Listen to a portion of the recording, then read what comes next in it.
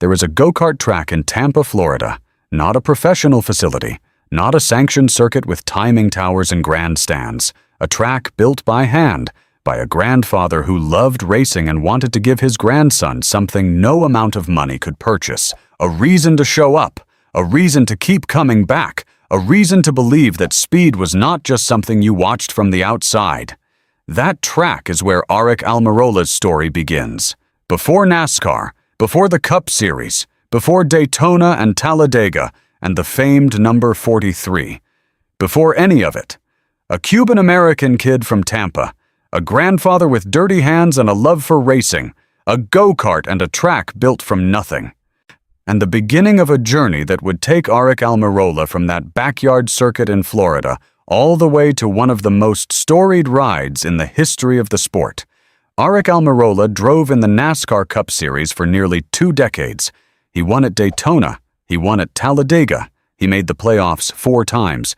He drove for Joe Gibbs Racing, Dale Earnhardt Inca, Richard Petty Motorsports, and Stewart Haas Racing. He survived a back injury that should have ended his career. He came back and won again.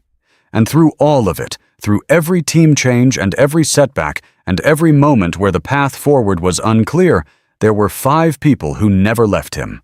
5 people who shaped what he became. This is their story. Order number 5. Richard Petty. There are rides in NASCAR, and then there are rides that mean something beyond the contract and the sponsor and the point standing. The number 43 is one of those rides.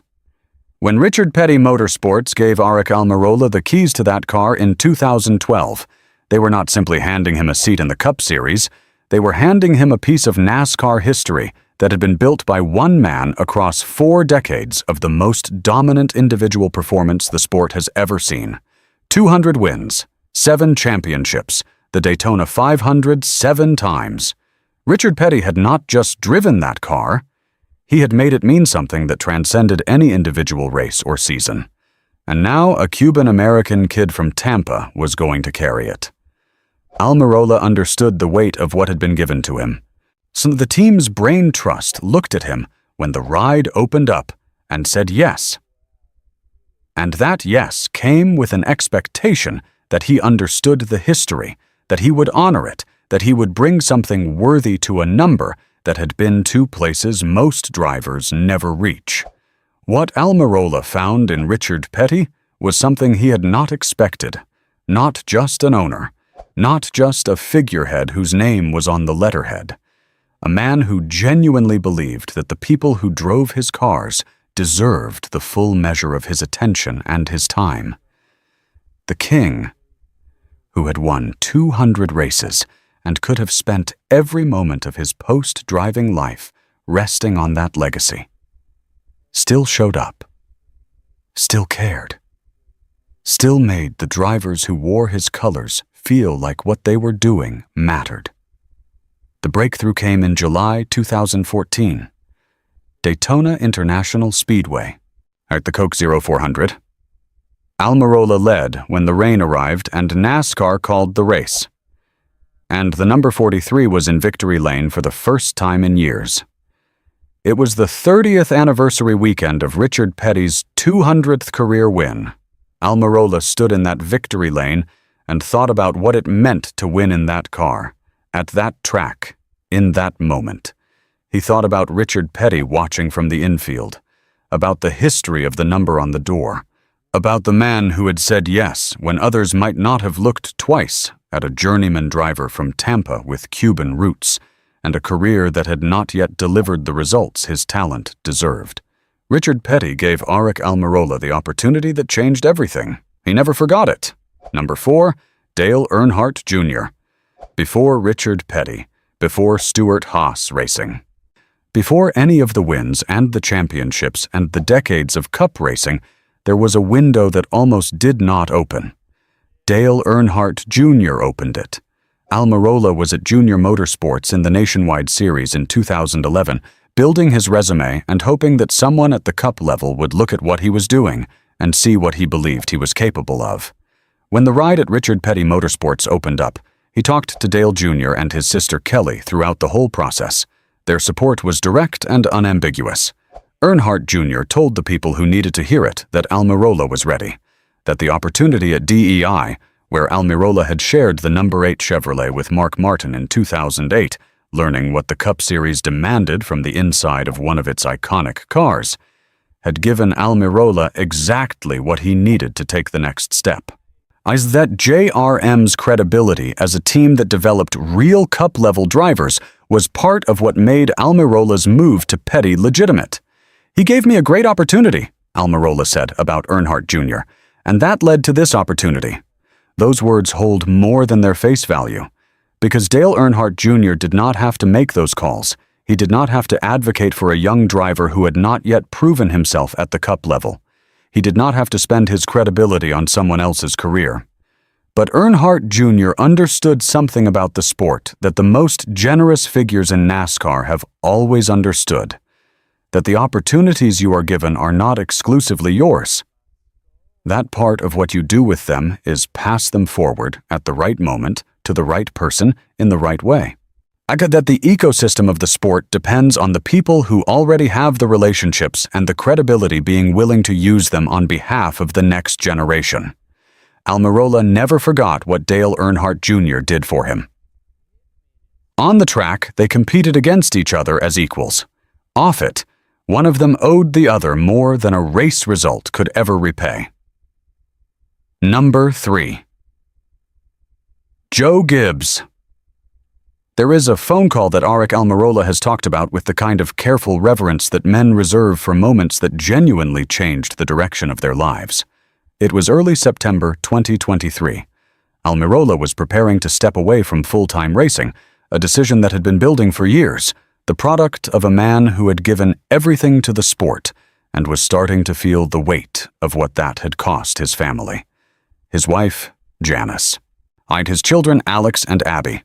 The weekends missed, the presents he could not provide because the treadmill was always running at 15 miles per hour and it never allowed you to step off. Then Joe Gibbs called. Not an assistant, not a team representative. Joe Gibbs himself, the man who had built one of the most successful franchises in the history of professional sports, NFL championships, NASCAR championships, a name that appeared on trophies across 2 completely different worlds. That man picked up the phone and called Aric Almirola. "I heard you're going to retire," Gibbs said. Almirola confirmed it. "I'd like for you to come back to Joe Gibbs Racing and retire from here. It would mean a lot to me and our family." Almirola said he was humbled, shocked, and something deeper than either of those words, genuinely moved that a man of Joe Gibbs's stature would reach out personally, not for the business calculation of what Almirola could do for the team, but because of what 20 years of relationship actually meant. Almirola called him Coach, the same way all the JGR drivers call him Coach. But for Almirola, it carried something extra. The memory of being a 19-year-old development driver walking into Joe Gibbs Racing for the first time, not knowing whether NASCAR was going to work out, not knowing if anyone was going to give him the chance he needed. Joe Gibbs had given him that first chance. And now, at the end of a career that had exceeded anything the 19-year-old version of himself had dared to imagine, Joe Gibbs was calling to say, "Come home." Almirola said yes. He delivered Joe Gibbs Racing the 2025 Xfinity Series Owners Championship. He stood in Phoenix at the end of that season and said what he needed to say about a man who had bookended his entire NASCAR life. "Tonight is not about Aric Almirola," he told everyone listening. "This belongs to Joe Gibbs Racing. I just happened to be driving the car." That is what genuine gratitude looks like. And it came from a man who had never stopped understanding exactly who made his career possible. Number 2. Tony Stewart. The couch in Tony Stewart's motorhome. That is where this story lives, not in a boardroom or a press conference or a carefully managed media appearance. On a couch. In a motorhome. At 2 or 3 in the morning after the Xfinity race was done and the Cup race was hours away, and Tony Stewart had decided that he was going to fly somewhere to watch a dirt race, and the 19-year-old kid from Tampa was going to come with him. "My mentor was Tony Stewart," Almirola said. "When I showed up here at 19, 20, 21 years old, I looked up to Tony. He was the man at that time." Tony Stewart was the standard at that moment in NASCAR. Multiple championships, a style of racing that came from dirt tracks and sprint cars, and a refusal to let the polished corporate version of the sport change who he fundamentally was. A man who loved racing, not the business of it, not the sponsorship of it, not the television ratings of it, but the actual act of getting into a car and going faster than everyone else. And that man took Aric Almirola under his wing. When Almirola was not racing, Stewart invited him to stay connected to the team, to be present, to watch and absorb and understand how a championship-level operation worked from the inside. When the Xfinity race finished Saturday night and most people were going to bed, Stewart was climbing into a helicopter to fly to a dirt track somewhere, and Almirola was climbing in beside him. They would get back to the track at 2, 3, 4 in the morning. Almirola would watch Stewart race his sprint car, watch the man who was already a NASCAR champion compete for nothing but the love of it, on a dirt track that paid a fraction of what he earned at the cup level, because that was what racing actually meant to him.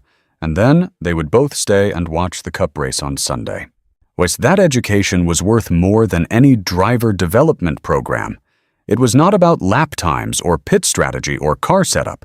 It was about understanding what it meant to be completely committed to something, what it meant to love racing not as a career or a business or a brand, but as the thing itself, the pure act of competing against other people who were trying to go faster than you. When Stewart-Haas Racing gave Almirola the number 10 seat in 2018, the circle closed in the most complete way possible. The kid who had slept on his mentor's couch was now driving for his mentor's team. And in 2018, that team delivered the best season of Almirola's Cup career. The playoffs, the win at Talladega, a 5th-place finish in the championship standings. Tony Stewart made Aric Almirola. He never said it that plainly. He did not need to. On number 1. Sam Rodriguez, a grandfather. A sprint car, a go-kart track built by hand in Tampa, Florida. This is where everything started. Not with a signed contract or a sponsorship deal or a television broadcast.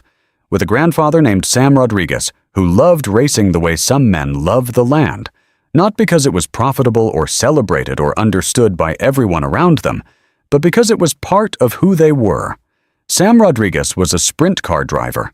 He built a go-kart track for his grandson because he wanted to share the thing he loved most with the person he loved most. He took an 8-year-old Cuban-American kid from Tampa and put him behind the wheel and showed him what it felt like when the engine was running, and you were the one controlling the machine. Almirola never forgot that feeling. He said his grandfather introduced him to racing. He said it the way a man says something that is true at the level below the words. The level where what you are really saying is, "This is what I am made of. And this is the person who made me." Sam Rodriguez did not live to see his grandson win at Daytona, did not see the number 43 in victory lane, did not see the playoff runs and the Talladega win, and the return to Joe Gibbs Racing and the Owners' Championship at Phoenix in 2025. But every single one of those moments was connected to a track in Tampa and a man who built it with his own hands because he wanted to give his grandson a reason to show up. Almirola talked about his grandfather the way every man who has truly been shaped by someone talks about them, with a gratitude that is too large for the available words. The man who built the track, the man who taught him to drive, the man who decided that an 8-year-old boy from a Cuban-American family in Florida was going to have a relationship with racing that went deeper than anything the television could provide. That grandfather is the reason Tony Stewart had someone worth mentoring, the reason Dale Earnhardt Jr. had someone worth advocating for, the reason Richard Petty had someone worth handing the number 43 to, the reason Joe Gibbs picked up the phone and asked someone to come home. Sam Rodriguez built the foundation. Everything else was built on top of it. 5 people, 5 completely different kinds of gift. Sam Rodriguez gave him the love. Tony Stewart gave him the education. Dale Earnhardt Jr. gave him the door. Richard Petty gave him the history. Joe Gibbs gave him the beginning and the end. bookending a career that the 19-year-old kid from Tampa could not have fully imagined. Aric Almirola drove for 20 years at the highest level of NASCAR. He won. He survived. He came back when he should have stayed gone. He delivered championships for people who believed in him. And through all of it, the wins and the crashes and the comebacks and the years where nothing went right, he never stopped knowing exactly whose hands had built the track he was racing on. His grandfather built it literally. The other four built it in every other way that matters. That is what this channel is about.